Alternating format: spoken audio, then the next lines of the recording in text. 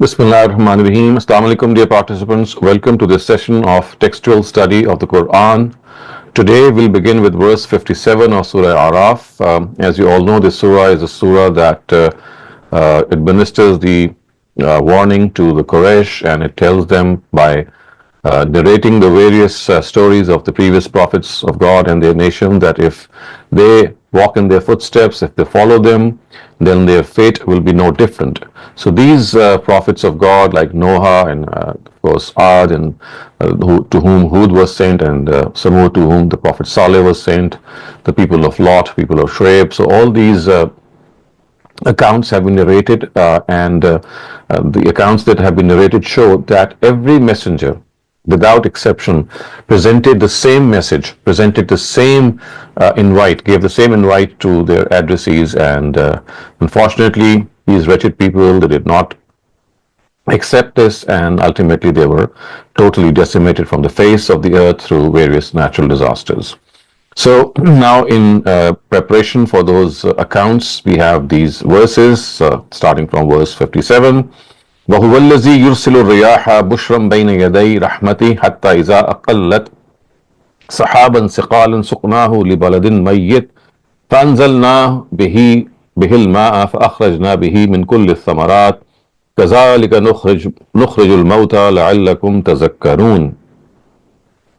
It is He who before sending down His mercy dries forth winds as glad tidings, until when they lift clouds laden with water, we propel it to a barren piece of land and sent down rain there, then bring into existence from it fruits of various kinds. In this manner we shall raise up the dead as well.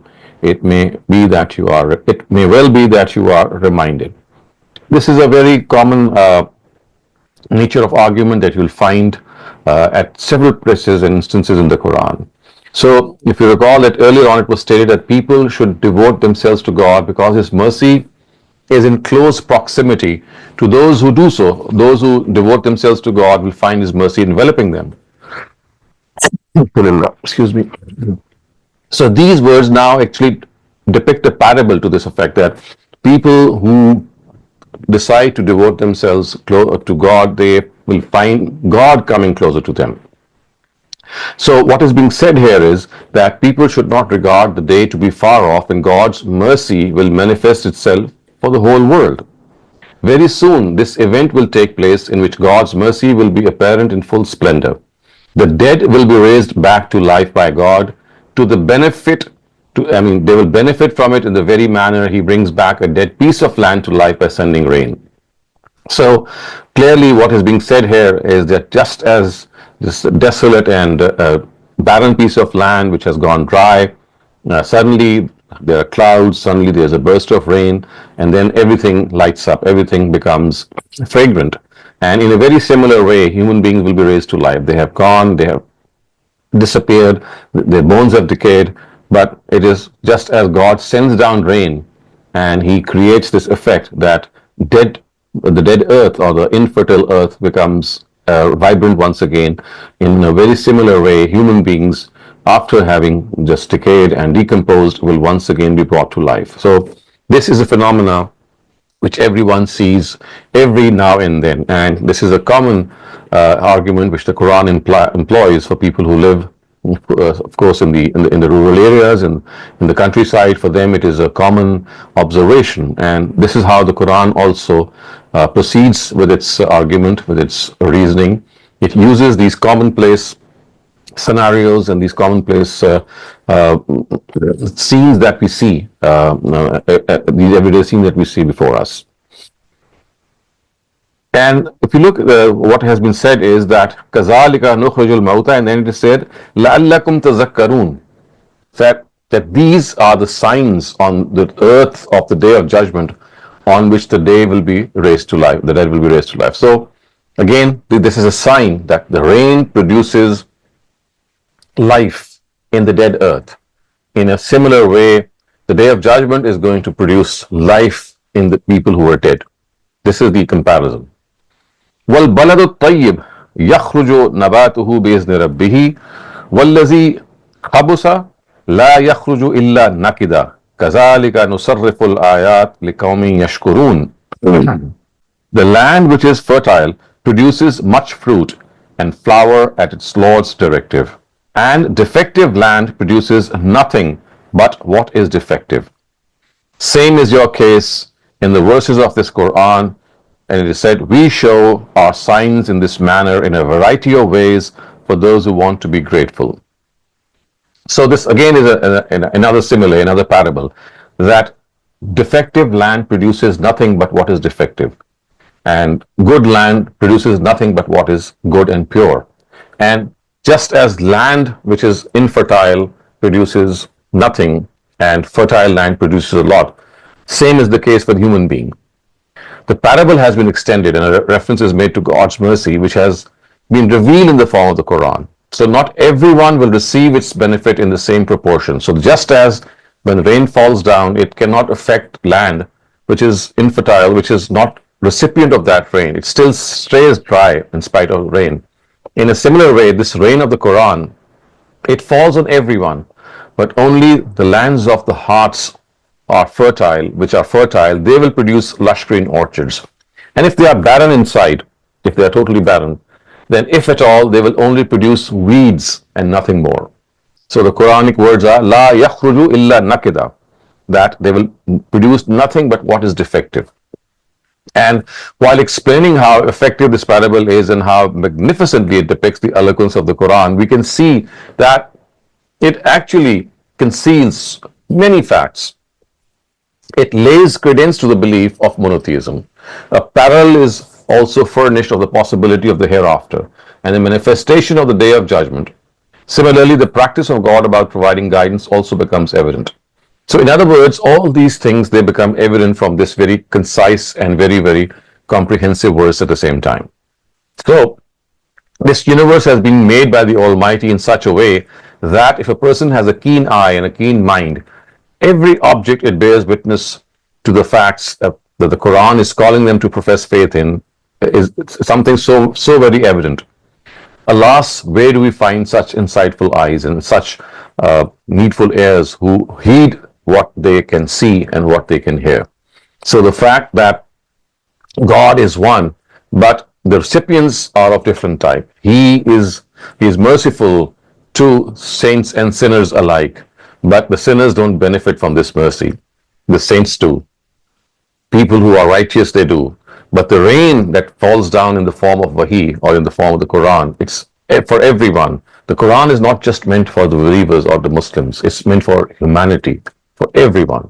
But it is essential that people must have the ability to absorb it, because in the absence of this ability, the Quran can do nothing. كَذَلِكَ نُصَرِّفُ الْآيَاتِ لِقَوْمٍ يَشْكُرُونَ. We show our signs in this manner in a variety of ways for those who want to be grateful. So لِقَوْمٍ يَشْكُرُونَ, the implication is that it is God's great favor that in the Quran He has directed our attention to His signs in so many ways. Tasrif means in a variety of ways, and human beings should give due regard to it, and as a result, if they want to become grateful to Him, their hearts will also become vibrant. And that is how we have to behave, that is how we have to conduct ourselves, because the Quran has left no stone unturned. It has presented its basic premise. There is one God. We are going to be held accountable before Him one day on the basis of our deeds. This basic premise has been presented in the Quran in such different varieties that one only marvels at how different sets of parables, different sets of similes, different sets of comparisons, they have this very authoritative effect on different minds, because minds, of course, are different, hearts are different, but different parables are meant to accommodate this variety as well. لقد أرسلنا نوحا إلى قومه فقال يا قوم اعبدوا الله ما لكم من إله غيره إني أخاف عليكم عذاب يوم عظيم. So now you can see that the accounts of messengers of God have begun from this verse. Initially there was just a prelude, and we have now started with the account of Noah, who is also called the second Adam. Of course, we know that in his times mankind, the better part of it was destroyed. Those people were destroyed to whom he delivered his message, and they did not accept it in spite of being convinced about it. So, the first thing that is said is that we had sent forth Noah as a messenger to his people. So he called upon them, O people of my nation, worship God. You have no other God than him. I fear for you the torment of a horrible day. Now we know that the addressees of this surah are the Quraysh. We just discussed this. So for the purpose of reasoning in these verses, the anecdotes of only those nations are narrated which were known to them. So Noah and his nation was very well known to the Quraysh. And we will note that in all these anecdotes, starting from Noah, and then of course we have other prophets, only the part which is necessary to sound a warning to them is related. It's not the complete account which is narrated. So remember, these accounts are narrated in various surahs of the Quran. They have various stresses and emphasis which are in line with the theme of that surah. But it's not that every surah encompasses a detailed, comprehensive account of a particular prophet. So in order to gather the complete account of a prophet, we would need to look at all the places and all the instances in which one prophet of God has been discussed. Now the implication would be that if they do not profess faith, which means that if the Quraysh do not profess faith as a result of arguments drawn from reason and intellect, and then after Itmam al-Hujjah, which means of course conclusive communication of the truth from these messengers of God, they will reach the same fate as was met by the previous nations. And now look at the first thing which he said, which Noah said, O people of my nation, worship God. You have no other God than him. No other God than him. So the message to the Quraysh is clear, that you were given this invitation earlier. The purpose of all the efforts of God's messengers is to make people adhere to the belief of monotheism. They are sent, these messengers are sent to divert people from worshipping others into worshipping God. It is this belief which the Quran has explained and emphasized the foremost. So much so, the last surah of the Quran, with which its last chapter ends, which we know is Surah Ikhlas, is an emphatic declaration of monotheism. God has directed his prophet to openly declare before people that God is the one and only, and he is peerless. He is the rock of all refuge. He is neither father nor son, and none in the heavens and the earth can claim to be his equal.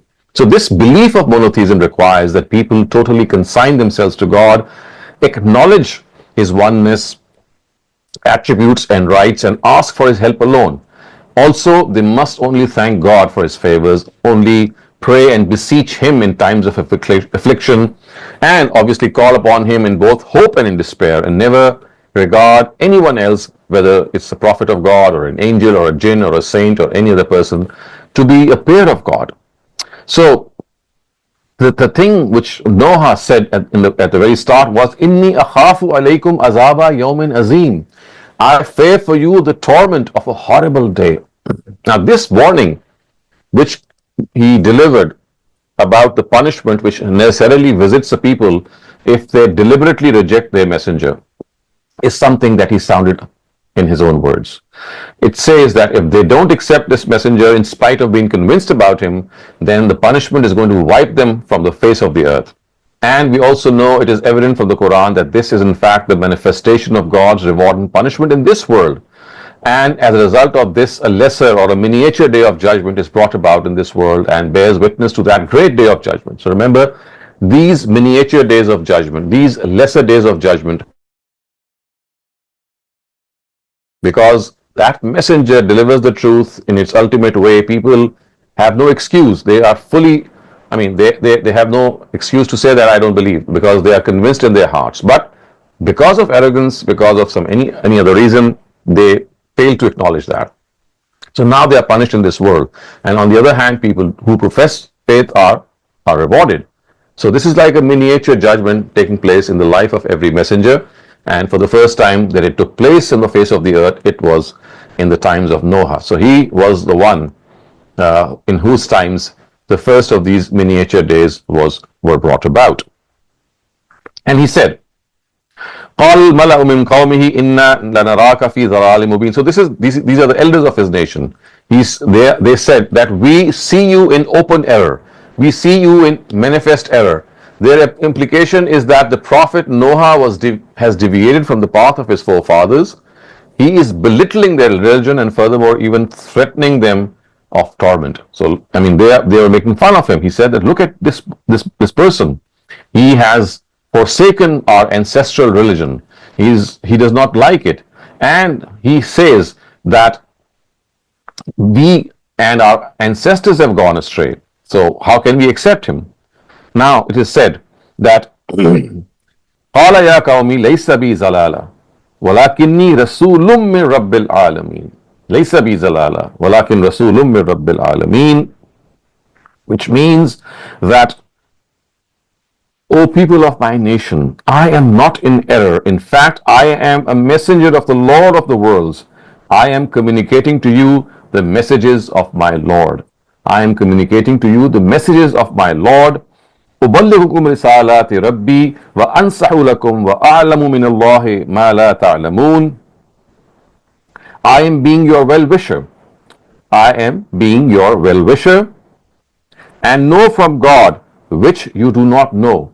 Now this is something which every messenger of God has said, that I know from God what you do not know, which means that I have been sent wahi. I am the recipient of wahi. I have received the divine revelation from God himself, and now it is something that I can talk to you about because I am in communion, in communication with God. And if you don't realize this, then you would one day really regret. أَوَ عَجِبْتُمْ أَنْ جَاءَكُمْ ذِكْرٌ مِّن رَبِّكُمْ عَلَى رَجُلٍ مِّنْكُمْ لِيُنذِرَكُمْ وَلِتَتَّقُوا وَلَعَلَّكُمْ تُرْحَمُونَ. Do you express wonder on receiving God's reminder through a person from among yourselves, so that he may warn you and so that you fear God and mercy can be shown to you? So the Quran has raised this question but not answered it. If you look at deeply the context, it's a question that has been raised, which is, do you express wonder on receiving God's reminder through a person from among yourselves so that he may warn you? I mean, this is like a question that is being asked to them, but the reply is not given. This is because the style of the discourse reflects this distaste and longing. What is concealed in this style is that if they had reflected and not been overcome by arrogance and egotism, this phenomenon would have instilled gratitude in them instead of amazement and haughtiness. And the messenger is not something who is alien to them. His past and present and his character and his conduct are right before their eyes because he has lived his life in front of them. He speaks the same tongue as they, and his heart is a representative of their nature. So would it be better that an angel come to them after conclusive communication of the truth, or that a well-wisher like a prophet of God who belongs to their own fraternity bear witness to them? So you see, this is the whole meaning which is concealed in these concise words, that you are lucky to have someone from your own fraternity because he speaks your tongue, he talks to you the way you understand. This is a great, great favor of God. He could have said someone, some alien, someone that you don't even would recognize, but he did not do that. It was his mercy that he sent someone from your own species. فَكَذَّبُوهُ فَأَنْجَيْنَاهُ وَالَّذِينَ مَعَهُ فِي الْفُلْكِ وَأَغْرَقْنَا الَّذِينَ كَذَّبُوا بِآيَاتِنَا إِنَّهُمْ كَانُوا قَوْمًا عَمِينَ. Even then they rejected him. So we saved him and those who were with him on the ship, and drowned all those who had denied our revelations. Surely they were blind of heart and mind. Clearly, we know that the punishment descended only in the area and only on the people of whom Noah had conclusively communicated the truth. So remember when it said, فَأَنْجَيْنَاهُ وَالَّذِينَ مَعَهُ فِي الْفُلْكِ وَأَغْرَقْنَا الَّذِينَ كَذَّبُوا بِآيَاتِنَا. So only those people were killed who denied Noah. It was not the deluge that came was not something that covered the entire earth, as is the impression that we get from the Bible. The Quran tells us that this destruction took place only on the nation of Noah. And we know from historical record that it was the area of Tigris and Euphrates, which is of course in the borders of Armenia, around Mount of Ararat. Even today people can see some signs and vestiges of Noah. And it is evident from these details that we find in the Quran that he actually urged his nation to the truth and conveyed them the truth for 950 years. This is a significant amount of time. It was like a millennium. For a millennium he stayed amongst them and he preached them. But in spite of this prolonged effort, when his people rejected him and were not ready to reform themselves, the Almighty directed to actually asked him to build a ship or an ark. And this was in fact an ultimatum to the people that as soon as this ship has been built, the respite they have been given would end. It would just expire. And we also know from the Quran that when this ark and this ship had been built, all the believers were asked to board it, to embark upon it. And later on we know a tumultuous storm ensued. The earth was directed to expel all its water to the surface, and the sky was directed to rain down all its water. And such was this rising level of water that it stopped at the point that was appointed for it, it was fixed for it, and all the people drowned who were there. Even Noah's son Canaan, who drowned because of his stubbornness, and he said that, well, I can see a place where I can climb and I can save myself, but La asimak wal yawm, there's nothing that's going to save you. And as the rain thumped down and waves as high as mountains rose up, we know that Noah gave that final call, which is mentioned in the Quran, that please, you still have time, jump into this ship. It was like that paternal love which stirred at the sight of his son standing helpless. But even this dreadful scenario was not enough for his son to give up his stubbornness. And we know from the Quran that he replied that I will seek refuge in this mountain. And Noah warned him that it was not mere water that he was facing, it was the wrath of God, and no one except God could save him from it. So it was during this conversation we know that a huge wave came and enveloped his son and swept him away. So again, this is something which is a very, very big lesson, and that is how the Quran is said that these were people who were blind of heart, which means that their hearts had gone blind. They could see from their eyes, but in fact they could not. They did not have any insight. They could not see beyond what eyes can see, and hence they had lost this comprehension. Now we come to the second of these nations, and this is the nation of Ad, towards whom we know the Prophet Hud was sent. And again, the Quraysh very well knew, they were fully aware of the Ad, the nation of Ad, and the Prophet who was sent to them, who were called, of course, Hud. So the words are, وَإِلَىٰ عَادٍ أَخَاهُمْ هُودًا قَالَ يَا قَوْمِ اعْبُدُوا اللَّهَ مَا لَكُم مِّنْ إِلَٰهٍ غيره أفلا تتقون قال الملأ الذين كفروا من قومه إنا لنراك في سفاهة وإنا لنظنك من الكاذبين. To Ad we had similarly sent their brother Hud. He called upon them, O people of my nation, worship God. You have no other God than him. Then do you not fear? The elders of his nation who had taken to disbelief replied to him, we certainly see you inflicted with foolishness, and we surely think that you are a liar. Now, historically, we know that the Ad were the oldest nation of Arabia. So we know that the nation of Noah belonged to the area of Ararat, which is close to Iraq, in the Euphrates and the Tigris River. But in the Arabian Peninsula, the Ad were the oldest nation. And of course, they belonged to the Semitic race. They were Semites. And we know from other instances of the Quran that their land was Ahqaf. This is something that actually was between Ahqaf, and that Ahqaf land lies between Hijaz, Yemen and Yamama to the southwest of Ar-Rubu al-Khali. So this is that historical place that you can see in the map. It is something between Hijaz and Yemen, and Yamama if you look at to the southwest. So in the literature of the Arabs, this land is exemplary for both its antiquity and majesty. The Prophet Hud was a person who belonged to them. He was from them, and he was sent as a messenger to them. So in order to remind the Ad of God's favor, the Quran states that Hud belonged to them, who was like a brother to them. Ahahum Huda, he was someone who was like a brother to them. So the reason that these words have been stated is that they should know that it's their own well-wisher who is talking to them. And what did he say? You have no other God than him. And then do you not fear? Afala tattaqun?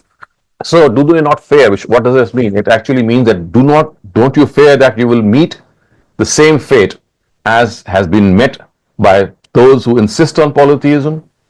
But what was their reply? Their reply was again something which is incomprehensible. He said, we certainly see you afflicted with foolishness, and we think that you are a liar. لَنَظُنُّكَ مِنَ الْكَاذِبِينَ. So instead of accepting him, maybe instead of greeting him with open arms, they took to denial. And the implication is that he is observing their splendor and their majesty and advancement and still threatening them of punishment. Now they meant that their messenger had totally lost his senses and was actually bluffing them through these false warnings.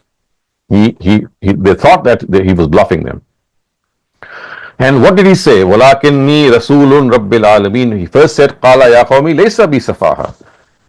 O people of my nation, I am not inflicted with any foolishness. In fact, I am a messenger of God. And you must know, أُبَلِّغُكُمْ رِسَالَاتِ رَبِّي وَأَنَا لَكُمَا نَاصِحٌ أَمِينٌ. أَنَّا لَكُمَا نَاصِحٌ أَمِينٌ. So this is something that has been a typist error. So you can read this to be أَنَا لَكُمْ نَاصِحٌ أَمِينٌ. So that is the correct wording.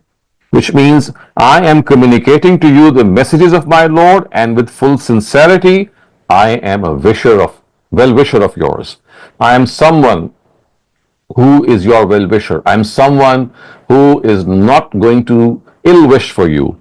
I am delivering the message of God. It's not something that I'm saying out of my own. It is some message, it is some communication from God. I am just an intermediary. I am bringing you the words of God, and you need to reflect on them and accept them. And I'm your well-wisher, Nasihun Amin, and also I'm a trustworthy well-wisher. You can trust me. أَوَا عَجِبْتُمْ أَنْ جَاءَكُمْ ذِكْرٌ مِّن رَبِّكُمْ عَلَى رَجُلٍ مِّنْكُمْ لِيُنذِرَكُمْ وَاذْكُرُوا إِذْ جَعَلَكُمْ خُلَفَاءَ مِّن بَعْدِ قَوْمِ نُوحٍ وَزَادَكُمْ فِي الْخَلْقِ بَسْطَةً فَاذْكُرُوا آلَاءَ اللَّهِ لَعَلَّكُمْ تُفْلِحُونَ. Do you express wonder on receiving God's reminder through a person from among yourselves, so that he may warn you?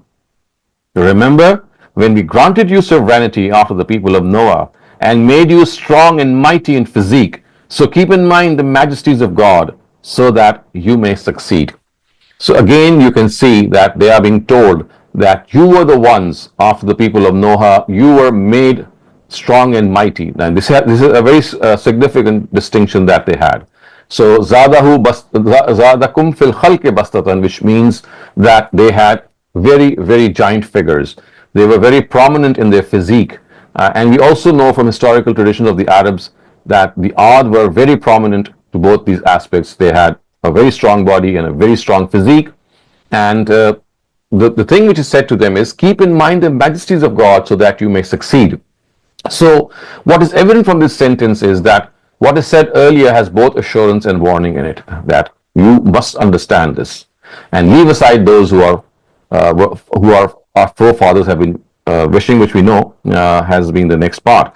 It says, فَاذْكُرُوا عَلَى اللَّهِ لَعَلَّكُمْ تُفْلِحُونَ, that keep in mind the majesties of God so that you may succeed. Now look at the reply that they gave. قَالُوا أَجِئْتَنَا لِنَعْبُدَ اللَّهَ وَحْدَهُ وَنَذَرَ مَا كَانَ يَعْبُدُ آبَاؤُنَا فَأْتِنَا بِمَا تَعِدُنَا إِن كُنْتَ مِنَ الصَّادِقِينَ.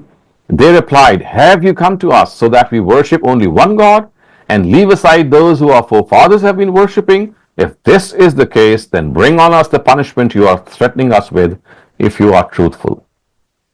So this was the audacity that they had reached. They said that we don't believe you at all. We think that you are bluffing. We think that you are an absolute liar. And if you are threatening us with the punishment, then bring it to us. We'll see and we'll contemplate and we'll be negotiating that punishment. And because the fact is that you're calling us to a very, very novel thing. You are asking us to believe in one God, and we have been directed by our forefathers to believe in many gods. So how can this be true? So if you are bluffing, because we think you are bluffing, then bring that punishment that you're actually threatening us with. فَأْتِنَا بِمَا تَعِدُنَا إِن كُنْتَ مِنَ الصَّادِقِينَ قَالَ قَدْ وَقَعَ عَلَيْكُم مِّن رَبِّكُمْ رِجْسٌ وَغَضَبٌ أَتُجَادِلُونَنِي فِي أَسْمَاءٍ سَمَّيْتُمُوهَا أَنْتُمْ وَآبَاؤُكُمْ مَا نَزَّلَ اللَّهُ بِهَا مِن سُلْطَانٍ فَانْتَظِرُوا إِنِّي مَعَكُم مِّنَ الْمُنْتَظِرِينَ. So this is what Noah said. Filth has come upon you from your Lord, and his wrath has burst forth. Do you quarrel with me about those names which you and your forefathers have kept, about which God has revealed no sanction? Wait then, I shall also wait with you.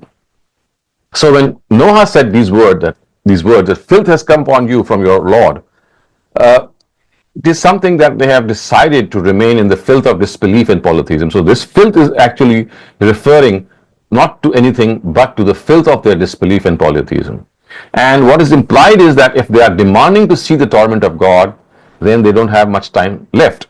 They should think that it is hovering over them. This is because the filth and dirt that rouses God's anger, which is polytheism, is now something that they have fully embraced. After accumulating such a huge pile of this filth, they can only expect God to send to them a thunderous punishment, and that is not far off. So what is being said here is that, do you quarrel with me about those names which you and your forefathers have kept, about which God has revealed no sanction, referring to their deities? These were the beings whom people had made their gods and sought help from them to fulfill their needs. And the Quran says that these are merely names that you have kept. They have no basis. They do not even exist. They are concocted. They have been invented. And so, in reality, there is neither any Lord of rain in them, nor any Lord of wind, or nor any Lord of wealth or health, or any other part of the universe. So it is God alone who is granting them whatever they are wishing, and He's blessing them with these treasures and with these riches. So when it is said that you are doing something about which God has revealed no sanction, we know that this is a very classical argument by the Quran, that if God had any partner, any equal, He would have been the first to tell this and disclose this. And in the absence of this, when God has not revealed any sanction for polytheism, who are human beings to associate partners with Him? Where did they get this information? God should have given this information to them, but He did not. So فَانْتَظِرُوا إِنِّي مَعَكُمْ مِنَ الْمُنْتَظِرِينَ, which means wait then and I shall also wait with you. Of course, there is an element of severe warning in this, which means that you also wait for God's verdict to be passed, and I'll wait with you. And then what happened? فَأَنْجَيْنَاهُ وَالَّذِينَ مَعَهُ بِرَحْمَةٍ مِنَّا وَقَطَعْنَا دَابِرَ الَّذِينَ كَذَّبُوا بِآيَاتِنَا وَمَا كَانُوا مُؤْمِنِينَ. Finally, we saved him and his companions through our mercy, and severed the roots of those who denied our revelations and were not prepared to believe. So this is the fate which actually ensued, that those who were believers, they were actually receiving salvation. They were relieved, and they were actually given this security from God's own mercy. And the other ones, as far as the deniers are concerned, the rejectors are concerned, about them the Quran says وَقَطَعْنَا دَابِرَ الَّذِينَ كَذَّبُوا بِآيَاتِنَا, that we severed the roots of those who denied our revelations, which means that they were totally routed and they were decimated from the face of the earth. So with this we come to an end to today's discussion and session. This is ending on verse 72. Inshallah, in our next session we'll take up verse 73 and beyond. And for the moment, if you have any questions about the passage that we have just studied, you have the time to raise them. Assalamu alaikum, Dr. Saleem. Assalamu alaikum, everyone. Just a quick rerun of the house rules. Make sure that your questions are pertaining to the passage, and then we'll move on to questions, general questions. So, Dr. Saleem, just a question for you, actually. I was doing some research on Mount Judy.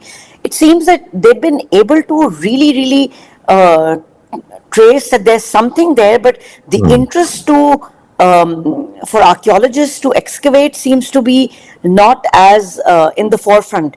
What is your opinion? Is it because they feel that the ark could be there, and then that destroys the myth that there was no Noah? Oh, I mean, you see, this is a big research that people have carried out. We know that it is the mountain range of Ararat, which is found in Armenia, about which we know that the Mount of Judy was there, and Noah's ark actually landed there. So, I mean, this is we don't know how long this was, millions of years ago. So, I mean, yes, people have been very inquisitive that this was the area, but remember the time frame is so large that hardly maybe we could have had any chance to find any remains. But yes, of course, the search can always go on. But whether we find the boat or not, whether we find the ark or not, we have a very authentic narration of what happened through the Quran Right. itself. So that is what is important. Okay. Thank you for that. Shubhana Ansari, please unmute your mic and ask your question. अस्सलाम वालेकुम Well, doctor साहब अंबिया जो है वो अपनी कौम के बेहतरीन लोगों में से होते हैं और उस जमाने में भी झूठ जो है तो बहुत ही मतलब बुरी आम तौर पे भी जो नोबल्स लोग होते थे उसमें बुरी समझी जाती थी, लेकिन ये सारे लोग जो है वो अंबिया पर झूठ का इल्जाम लगाते हैं कि आप झूठ बोल रहे हैं, तो बड़ी तकलीफ दे चीज होती है। और कुरैश में भी लोग जो है वो झूठ को पसंद नहीं किया करते थे आमतौर पे। और इसी तरह ये आबाओ अजदाद वाली बात जो है ये आज तक चली आ रही है कि जो हमारे आबाओ अजदाद करते आए वो कौन सा गलत था, तो आज भी ये सारी दलीलें दी जाती हैं। तो ये इस पर इतना फोकस इसलिए क्यों करते हैं, झूठ पर के आप झूठे ही होंगे? Because you see, they believed their forefathers to be true. I mean, they thought that the ancestral religion was one which they were actually following, which meant that there were several gods. And when someone came with a different message to them and he said that, well, there's just one God, so they just denied him initially and said that you are a liar. How can we think that our forefathers were on the wrong? They were totally right in their approach, and now you have come with a new approach. So they started off by denying their messenger. But the thing which has made this even more grave is the fact that there was a point in time, that's what the Quran tells us, for every messenger, for every nation, that yes, initially they had their doubts, but after some time their doubts were totally cleared. They were put to rest, and any disparaging thing that they had in mind about God was alleviated forthwith from them. So they were convinced that there is one God. But even after being convinced that there is one God, because of their arrogance, because of their vested interest, they still continue with this denial. So it is quite understandable that you have questions initially if someone comes with a different message, but then prophets of God, his messengers, they leave no stone unturned. During their ministry, look at Noah, he spent about 950 years amongst them. And as the Quran has specified in Surah Nuh, which is later on in the last chapter of the Quran, we'll study that, you will find how earnestly Noah went about delivering this message. So the thing is that it is perfectly normal to have doubts initially, but however, when the doubts have been put to rest and everything has been cleared, even then if you persist in your denial, and that denial is not based on any argument or any proof or any logical thinking, it's merely emotional affiliation and bias with one's own ancestral religion, and then this has no room in the sight of God. और आखिर में जाहिर है कि सच को पहचान भी लेते हैं तो फिर उसके बाद खुद झूठ बोलते हैं, यानी अपने आप से झूठ बोलते हैं. Yes, this is what the Quran says, that initially they have doubts, but later on they are fully convinced. It's not just they know what the truth is, they are convinced in their hearts that yes, the messenger is speaking the truth. And that is what the Quran has said on one occasion by saying, Shahidina ala anfusihim bil kufr, that they bear witness to their own disbelief.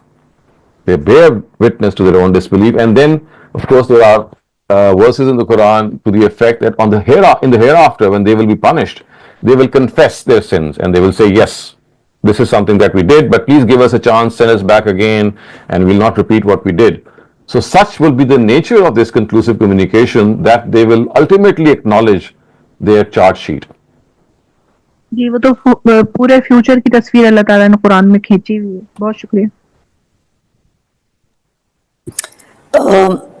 Naushad Shafqat sir, please ask your question. Yes, Assalamu alaikum. Sir, I just wanted to ask, these stories about the prophets are repeated in the Quran at several places.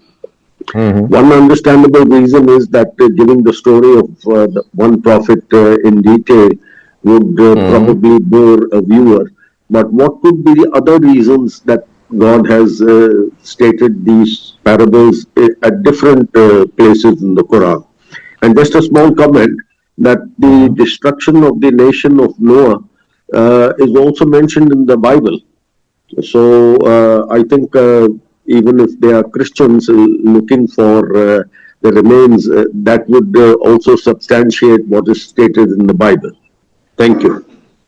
Yes, you see, the story that is mentioned in the Bible has been corrected at some places by the Quran regarding almost all the prophets of God.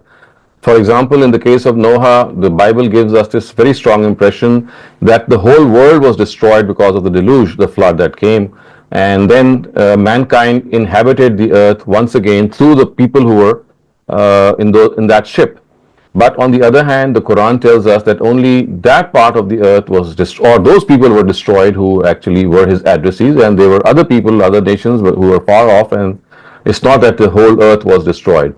But having said that, the reason that we find all these anecdotes not at one place like the Bible has them in one place is that because you see, the Quran has presented different I would say, styles of reasoning in different surahs. And every surah has some additional information, a nuance of that information would be found in a particular surah, which you will not find in other surahs. So that is why it's only by combining all the areas in which, for example, we have the account of Noah, do we get a complete picture.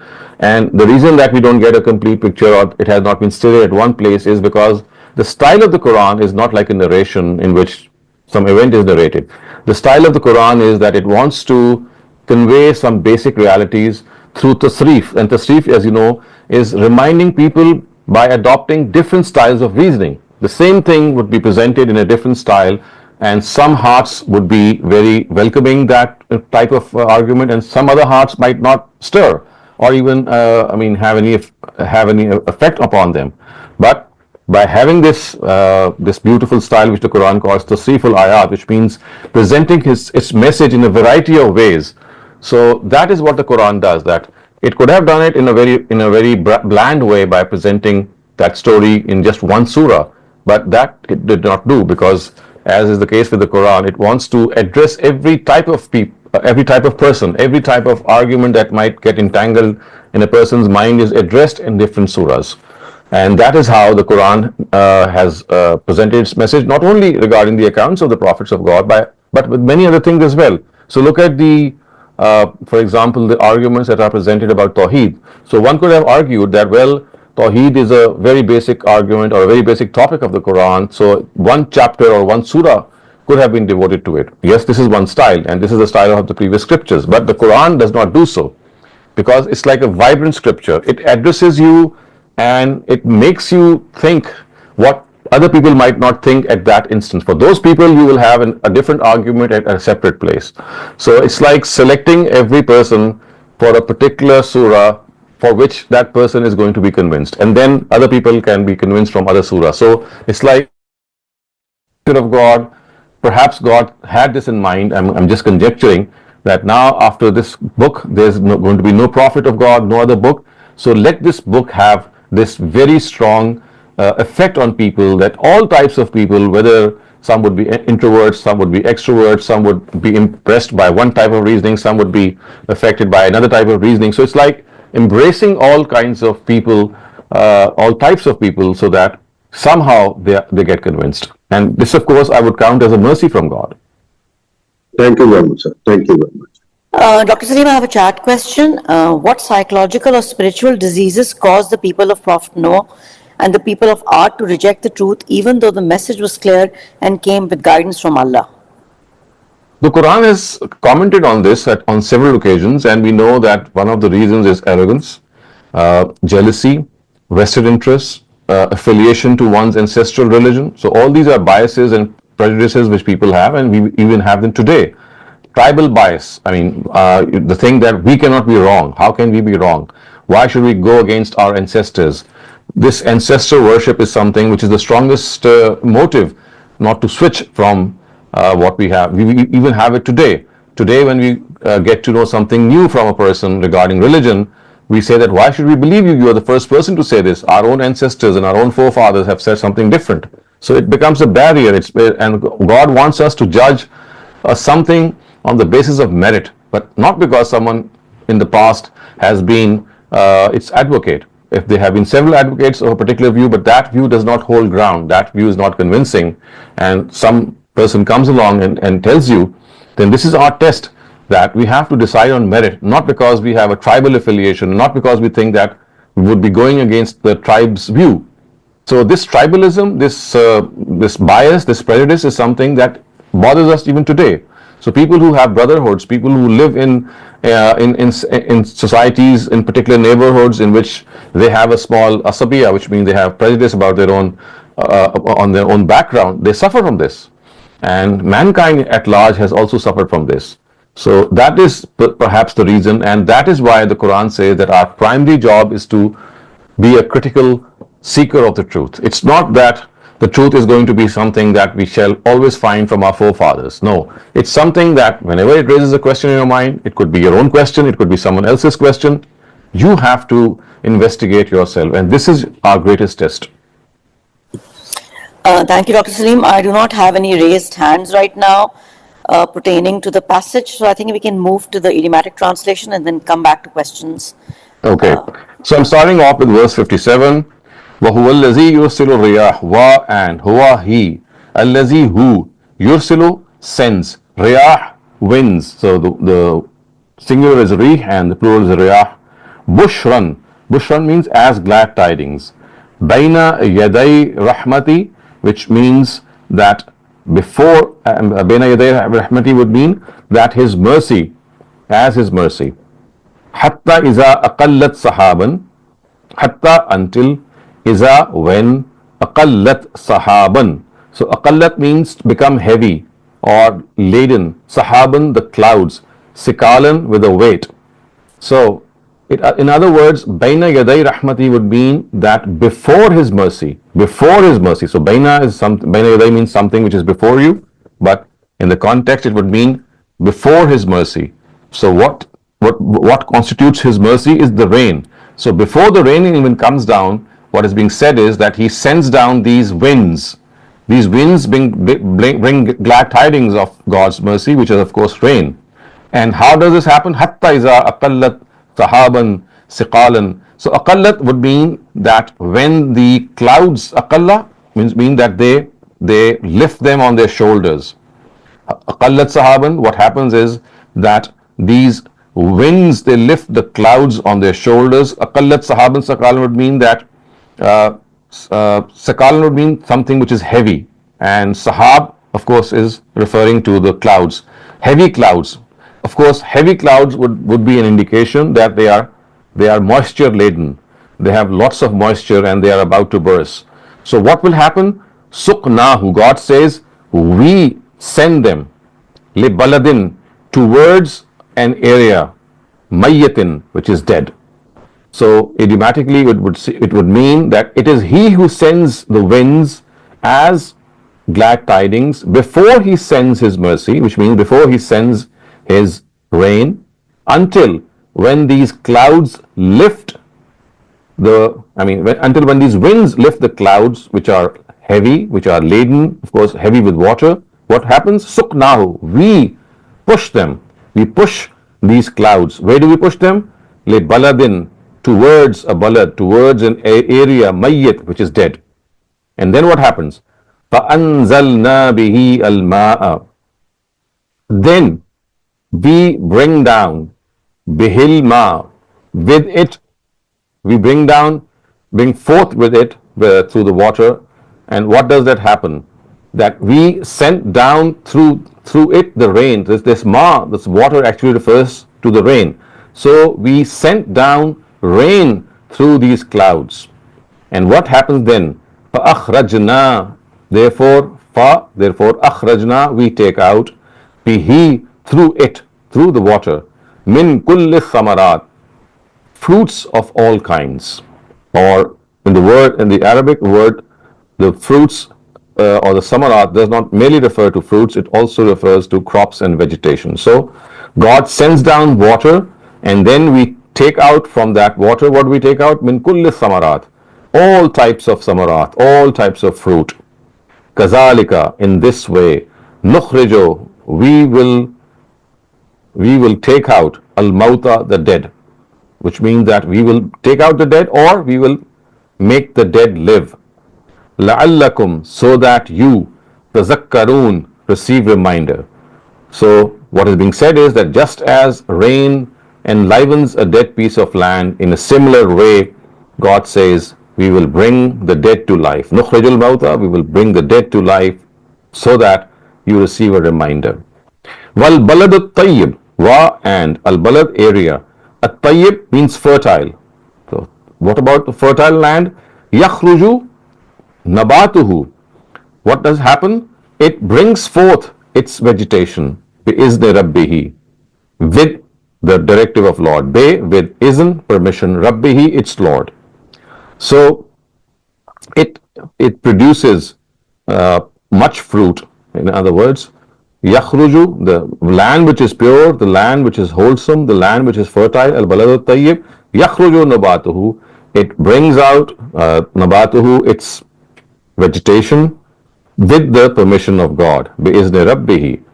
Wallazi khabusa, wa and allazi, he, that which is khabusa, which is infertile. So land which is fertile is called tayyib, and land which is infertile is called khabusa. So khabis or khabusa, that land which is infertile, la yakhruju illa nakida. La, not, yakhruju, comes out, illa, except, nakida, what is defective.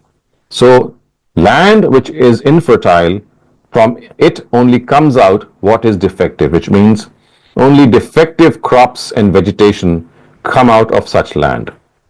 Kazalika, in this way, nusarrifu, we send in variety, al-ayat, signs, liqawmin, for nation, yashkurun, who are grateful. So in this way, we send different signs for those who are grateful. Laqad arsalna Nuha, laqad, indeed, arsalna, we sent, Noah, ila, towards, qawmihi, his nation. So indeed we sent Noah towards his nation. Fa, therefore, qala, Noah said, Ya qawm, O nation, u'budu Allah, u'budu, worship, Allah, God, worship God, ma, not, lakum, for you, min ilahin, from among deities, ghayruhu, except him. So there is no other deity except him for you. Inni, I, akhafu, fear, alaykum, upon you, azab, punishment, yawmin azim, of a great day. So I fear for you the punishment of a horrible day. Of course, the word azim is referring to the horror and the great commotion that will take place on that day. Qala, said, al-mala'u, the leaders, min, from, qawmihi, his nation. So the leaders of Noah's nation said, what did they say? Inna, we, lanaraka, in, see you, fi, in, dhalal, deviance, mubin, evident. So these leaders replied to Noah that we see that you are in open deviance, you are totally gone astray. Qala, Noah replied, Ya qawmi, O nation of mine, laysa bi zalala, laysa, not, be, me, with me, zalala, deviance.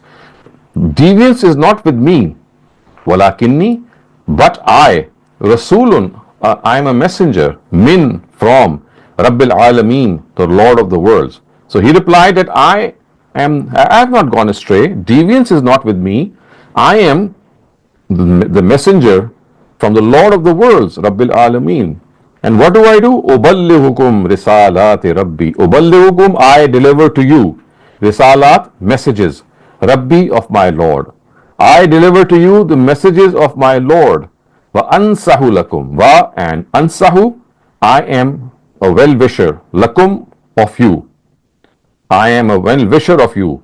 Wa, and a'lamu, I know. Minallahi, from God. Ma, that. La ta'lamun, you do not know. So Noah is telling them that I know from God what you do not know. In other words, I receive wahi which you do not receive. Ava ajibtum, do you express amazement? Do you express amazement? An, that, ja'akum, came to you, zikrun, reminder, min, from, rabbikum, your Lord, ala, upon, rajulin, a person, minkum, from among you. So do you expect this amazement and this astonishment that God's reminder has come to a person from among you, ala rajulim minkum, someone who belongs to your own fraternity. And why? Liyunzirakum, so that he can warn you. Wa and litattaku, so that you fear. Wa and la'allakum, so that you turhamun are shown mercy. So what is being said here, that do you express astonishment that someone has come with a reminder from God and he belongs to you, and what does he do? He warns you and he asks you to fear God. Of course, the word God is not mentioned, but tattaku means to fear, and so that you are shown mercy. Turhamun, shown mercy. Fa, therefore, kazzabuhu, they denied him, they denied Noah. Fa, therefore, anjaynahu, we delivered Noah. Wa, and allazina ma'ahu, those who were with him. So we actually delivered Noah, and we delivered those who were with him. Fil fulk, fi in al fulk, the ship. So we denied, we saved those who were with him in the ship, because they had embarked on the ship. Wa, and aghraqna, we drowned. Allazina, those who kazzabu, denied, takzeeb, bi ayatina, our revelations. So we delivered Noah and those who were with him in the ship, but we drowned those who had denied our kazzabu bi ayatina, denied our revelations. Innahum, indeed they, kanu, were, qawman, a nation, Amin, blind. Because they were a nation blind. Of course, they were not physically blind, but the reference is that they were blind in their mind. Wa, and now we come to the story of Ad. We just finished the story of Noah. So the story of Ad, very similar in pattern. Wa, and ila, towards Ad, the Ad, akhahum, their brother, Huda, their brother Hud. So towards Ad, their brother Hud. Of course, what is suppressed here is that we sent. The word we sent is suppressed. That towards Ad we sent their brother Hud. And what did he say?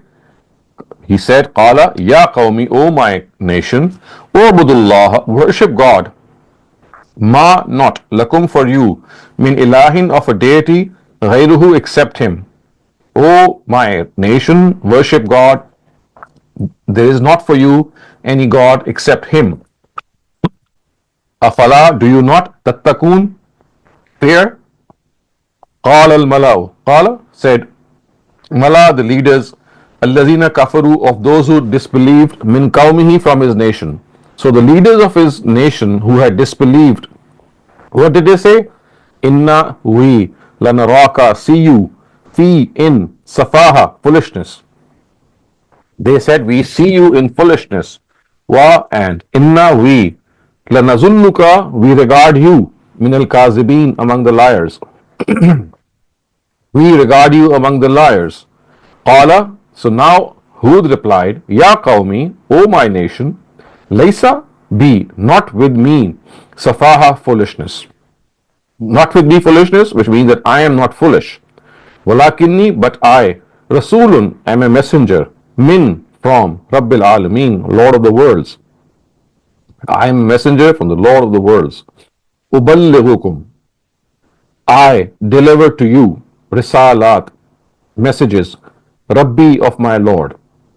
I do the iblagh of the messages of my Lord. I deliver the messages of my Lord. Wa, and ana, I, lakum, for you, nasihun, advisor, Amin, trustworthy. I am for you an advisor and a trustworthy person. Awajibtum, do you express astonishment? You can see the similarity of words between the account that is mentioned here and the account of Noah that is mentioned earlier. So, awajibtum an ja'akum zikrum min rabbikum. This is exactly the same verse that was said for Noah earlier on. So, do you express astonishment an ja'akum zikrum min rabbikum, on receiving God's reminder, zikrum min rabbikum, ala rajulim minkum, from a person who was among you, liyunzirakum, so that he could warn you. Wazkuru, wa therefore, uzkuru remember, is when ja'alakum, God made you, khulafa, people of sovereignty, min ba'd, after, qawmi Nuh, the nation of Noah. And so remember when he made you sovereigns after the nation of Noah. Wazadakum, and he increased you fil khalq, in strength, bastatan, and your might. So he made you strong in your physique and in your structure. Fil khalq bastatan. Zadakum fil khalq would mean that he increased you in size, bastatan, quite a lot. This is a literal translation, but idiomatically it would mean that he made you strong and mighty. Fazkuru, fa therefore, uskuru remember, Allah, the wonders of God. Keep in mind the wonders of God. La'allakum, so that you, tuflihun, may be given success. Qalu, they said, Ajitana, have you come to us, lina'budallaha, so that we worship Allah wahdahu, alone, wa nazara, wa and nazara, leave aside, ma kana, what ya'budu, would worship, aba'una, our forefathers. So have you come to us to invite us to the worship of only one Lord and to leave aside the deities which were worshipped by our forefathers? Ma kanu ya'budu aba'una, what our forefathers used to worship. Fa'tina, bring, bima ta'iduna, what you are promising, in if, what you have promised, in if, kunta, you are, minas sadiqeen, a truthful person. So bring what you have promised us if you are a truthful person. And what was that promise? Of course, it related to the punishment. Qala, so now Hud replied, Kad, indeed, waka alaykum, has fallen upon, waka, fallen, alaykum, upon you, mir rabbikum, from your Lord, ritsun, filth, wa, and ghazab, anger. So kad waka alaykum mir rabbikum, has indeed has fallen upon you from your Lord, filth and anger. Atujadilunani. Now, he says, do you quarrel with me? Atujadilunani. Do you quarrel with me? Fi, about, asma'in, names, sammaytumuha, which you have kept. Antum wa abaukum, you and your forefathers, both have kept. Ma, not, nazzalallah, revealed by God, biha, about them, min sultan, any proof. So, do you quarrel about me regarding the names that you have kept, you and your forefathers, about which God has revealed no authority? God has revealed, ma nazzalallahu biha min sultan, God has revealed no sultan, God has revealed no sanction. Fantaziru, therefore wait. Inni, I, ma'akum, with you, minal muntazireen, among those who wait. So you wait and I am with you also waiting. Therefore, anjaynahu, we delivered Hud, wa, and allazina, those who ma'ahu, were with him, bi rahmatin, with our mercy. So we delivered Hud and those who were with him through our mercy, minna, which emanated from us, wa, and qatana, we cut off, dabir, the roots, allazina, of those, kazzabu, who denied, bi ayatina, our revelations. So we cut off the roots of those who denied our revelations. Fama, and ma, not, kanu, they were mu'mineen, believers, and they were not believers. So with this we come to an end to this literal and idiomatic translation as well. And now you can raise your questions. If anybody has any questions pertaining to the passage, thank you so much for that, Dr. Saleem. I do not see any raised hands right now pertaining to the passage. If you have any questions, we'll wait for a minute. Otherwise, Dr. Saleem, can I open the forum for open questions? Yes, please do. Okay, if anybody has, okay, Amar, go ahead, ask your question. Assalamu alaikum, Yeah. Dr. I wanted to ask you this question about the age of Prophet Hazrat Nuh. And also that according to the Bible, if I am not wrong, many of the early prophets, such as Adam, and then sort of like his progeny, and the next 10 prophets, most of them have been living for 900 or 800 or around 1,000 years. And so, sir, I want to ask you, how is that possible, and how do we explain that scientifically? What were these people like? Were they a different species? Because certainly, even with today's modern medicine, we do not live that long, and also we don't want to live that long. So I'm a bit confused about that. Seems like there might be some other calendar or time calculation that's going on here. Also, sir, we Muslims do not trust everything that the Bible says. So how come we trust this and we often quote this? Because this information is coming to us from the Bible. So first of all, the foremost information about Noah is something from the Quran. So the explicit words of the Quran are that he preached amongst his people for 950 years. So this 950 figure is not from the Bible, it's from the Quran. And now that we have this figure from the Quran about Noah, now do we analogously think that if Noah was given such a long lifespan, this is easily possible that the other prophets of God who came after him were given a similar lifespan. And remember, the population of those times was not as you can imagine today. People were living far off. There were people who were few. They were spread out. Initially, people came to a particular nation. That nation was not at one spot. They were all sporadically placed. And so they had their own, I would say, logistics. And because we are not used to this span of longevity, that it sounds very crazy to us, but it's not that difficult to imagine. Remember, the past had a very different, I would say, ring to it. There are several things that we know about the past, the way they have been preserved. We know that the Ad and the Samud, they were very, very tall and very strong people. We have their remnants in Hijaz and the areas where they inhabited. For example, Ahqaf was the area where the people of Hud, the Ad, they had inhabited it. And even today, you can go and see the remnants, the huge structures that they had built. And they had so immense power and prowess that we just cannot imagine. And if you just need to maybe have an example from recent history, you can look at the pyramids. I mean, they have continued to invoke wonder and amazement at how could such huge stones and boulders which weighed so many tons could have been moved to such heights by people who were probably like us.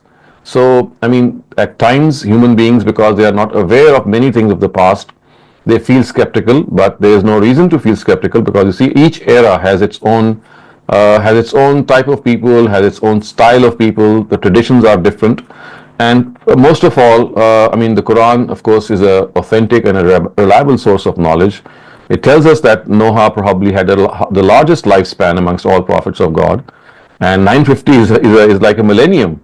And he has spent, and that is why, if you, by the way, when we study Surah Nuh, which is like in the last chapter of the Quran, he actually prayed that La yalidu illa fajiran kafara, which means that God, I have been with them for centuries, and now I can see that every boy and girl that they give birth to is destined to become a disbeliever. So please don't La yalidu illa fajiran kafara, and then before that, Noah's words are, don't leave a single soul that belongs to them. Don't let it live, because whoever they will give birth to will only be a disbeliever. And that is what we actually saw. So you see, these are the things that the Quran tells us, and this astonishment that we might have today is something that was the norm in the past. And look at, for example, the ark that Noah built, and the deluge that must have come in those times. We cannot imagine the deluge. We cannot imagine the flood that erupted in a better part of the earth, and it swallowed so many, such a bulk of population that was there. And so again, as I said, it's like imagining the past and trusting the book of God. Dr. Saleem, I have a question. So Ad, Samud and Hud were in the same era as Hazrat Nuh, before, after? No. It says وَجَعَلَكُمْ خُلَفَاءَ بَعْدَ قَوْمِ نُوحٍ, which means that they came much after. So Ad is a nation that succeeded the Noah's people after many centuries. Maybe we don't have the time span. So Hud is not a nation. Hud is the prophet that was sent to Ad. Samud is another nation that succeeded Ad after some time, and to the Samud, the prophet Saleh was sent. Okay. Okay. Thank you, Dr. Saleem. Shabana, please ask your question. Doctor साहब जो इसमें आद की जब इनको जो सजा दी थी तो उसमें अल्लाह ताला कहते हैं कि वो खजूर के तनों की तरह पड़े थे, तो वो उनकी लंबी हाइट की वजह से खजूर के तनों की तरफ रेफर किया। Correct. Yes, this is something that is mentioned at several places in the Quran. For example, in Surah Fajr, it is said, "Lam yukhlaq misluha fil bilad." That the way they had been created is unparalleled. So this shows that they had, a big physique, and yes, ka'annahum ajazu nakhlin khawiya. That's what Surah Haqqa tells us, that they lay on the ground as if they were hollow stems of palm trees. So yes, this is also a reference to their tall height, and that is what we know from the Quran as well. Doctor साहब क्या कुरान में जिक्र है या रिवायात में है कि जब सारे लोग खत्म हो चुकेंगे तो उसके बाद भी एक बारिश बरसेगी और सारे के सारे जो है वो जिंदा हो जाएंगे, कुछ ऐसा है या वो सूर वाली बात ही? I don't think this is any authentic information. We recently studied in our other class that the end of times, when there would come, the signs of the proximity of the day of judgment, we studied them in detail. There is no such thing that you have just mentioned. क्योंकि सूर का जिक्र है ना, सूर फूके जाने का कि एक बार, So that is something that will herald the arrival of the day of judgment. So the trumpet will be blown, people will then arise from their graves.